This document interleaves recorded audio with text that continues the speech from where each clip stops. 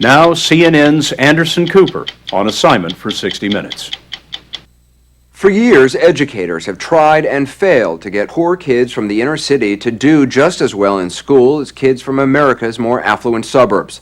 Black kids still routinely score well below white kids on national standardized tests. But a man named Jeffrey Canada may have figured out a way to close that racial achievement gap. What he's doing has been called one of the most ambitious social experiments to alleviate poverty of our lifetime. His laboratory is a 97-block neighborhood in Harlem, which he's flooded with a wide array of social, medical, and educational services available for free to the 10,000 children who live there. It's called the Harlem Children's Zone. Ed Bradley first reported on Jeffrey Canada 3.5 years ago, but back then there was no way to tell if his children's zone was working. Today, however, results are in, and they're nothing short of stunning. So much so that the White House is now taking notice. For Jeffrey Canada, however, it's just a start. You grow up in America and you're told from day one, this is the land of opportunity, that everybody has an equal chance to make it in this country. And then you look at places like Harlem and you say that is absolutely a lie. So you're trying to level the playing field between kids here in Harlem and middle-class kids in a suburb? That's exactly what we think we have to do.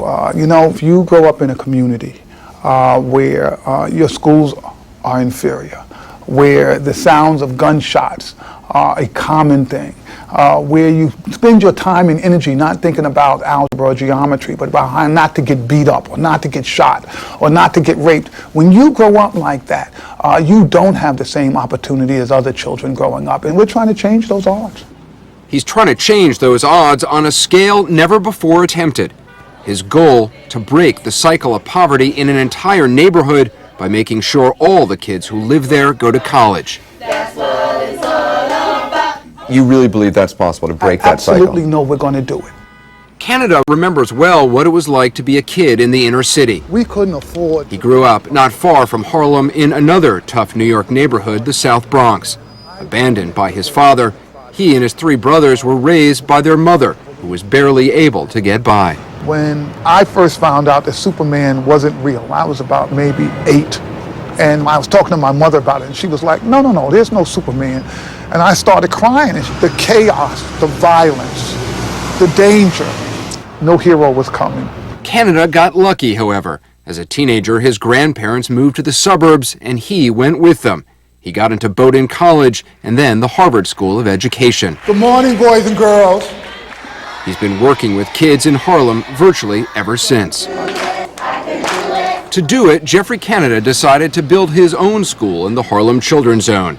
Right now, there's some 1,200 kids enrolled from kindergarten to the 10th grade. It'll eventually expand all the way through the 12th grade. We've created a school to help you all become the smartest boys and girls in the country. It's a charter school, so Canada is able to run it his way, free from the bureaucracy and restrictions of the public school system. There's 1 adult for every 6 students. Classes are smaller and school days longer. Kids come in on Saturdays, and summer vacation, that only lasts 3 weeks. We will always ask permission before leaving the group? Yeah. Canada's long argued that investing in the Harlem Children's Zone would show a return. And now, for the first time, there's scientific data to prove it. He has done a remarkable job. Dr. Roland Fryer is a professor in the economics department at Harvard. He's conducted the first independent statistical study of Jeffrey Canada's efforts to close the racial achievement gap in his school. What is the racial achievement gap?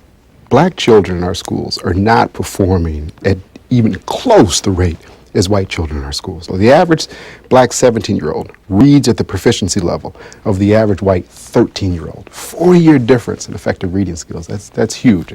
But when Dr. Fryer analyzed 4 years' worth of Promise Academy test scores, he discovered something remarkable. At the elementary school level, he closed the achievement gap in both subjects, math and reading. Actually eliminating the gap in elementary schools. We never say anything like that. Absolutely eliminating the gap. The gap is gone, and that is absolutely incredible.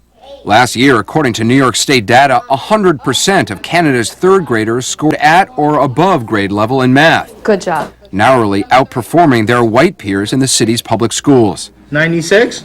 Is that the answer? Yes. Even more impressive, Canada's impact on middle schoolers, kids who enrolled in the Promise Academy in the 6th grade. They started out far behind grade level, but Dr. Fryer found that within 3 years they had virtually eliminated the achievement gap in math and reduced it by nearly half in reading. These are kids that a lot of people had given up on, and he showed that it's never too late. How will you know when the Children's Zone has worked?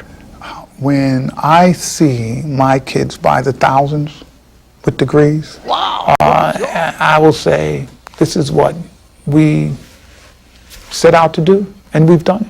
We've got our kids in the best schools in America. They're going to be successful. They'll be competing with everybody else all over the country. People will be looking for kids from Harlem, saying, oh, those kids are so great from Harlem. We need more kids from Harlem to come in.